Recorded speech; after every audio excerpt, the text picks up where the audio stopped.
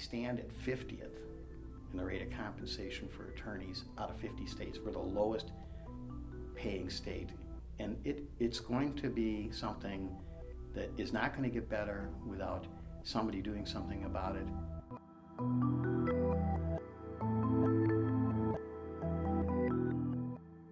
Well, there was a petition brought by two attorneys, a man by the name of Hank Schultz and a man by the name of John Birdsall, who brought that petition on behalf of indigents in Wisconsin who were suffering from the lack of attorneys being willing to take these cases, and either having to be represented by attorneys who are not qualified to take the cases, or waiting weeks or months while their cases languish without an attorney to represent them. They presented that petition to the Wisconsin Supreme Court, and the Wisconsin Supreme Court was very gracious in saying that they thought there was a terrible problem and that the rates ought to be higher, but the Supreme Court ultimately decided that it could not act and that it was going to be up to the legislature to decide to raise the amount of money the Public Defender's Office could pay to hire private attorneys, that the Supreme Court wouldn't step in to do that. One thing that the Supreme Court did do was to change the hourly rate that would be required if the Circuit Court was to appoint attorneys to represent indigents.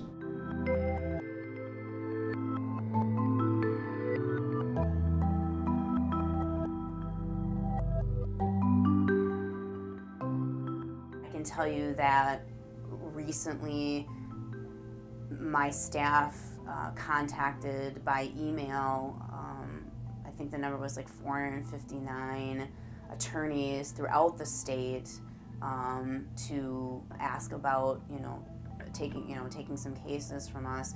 Now we're kind of, we're following up with that email with calls, and things like that. So, I mean, it is a number of calls and emails that we're making to the attorneys to get these individuals, representations. And it's not just the clerical staff. I mean, the staff attorneys, we see private attorneys in court, or, and we're talking with them about, the need for individuals having representation and things like that. So it really is it's a team effort. I'm a businessman. Not only a lawyer, I'm a businessman. I have a firm that I own with another attorney here in La Crosse.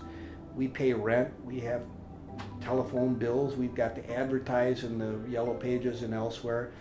I've got online legal services I have to pay for. I hire staff to assist me. I've got malpractice insurance, legal education expenses. These are all things that I, like any other businessman, have to pay to keep the doors open and to conduct business. I can't do that for $40 an hour. It costs me more than $40 for every hour that I work just to pay overhead. If I were to take on public defender cases at $40 an hour, I would actually be losing money and subsidizing the cost of that attorney for every hour that I worked. In the interim, it may be that witnesses are, coming to court, having to be sent away. Police officers are coming to court, having to be sent away. We call the case, so it's a waste of time. It's not helpful to anybody involved.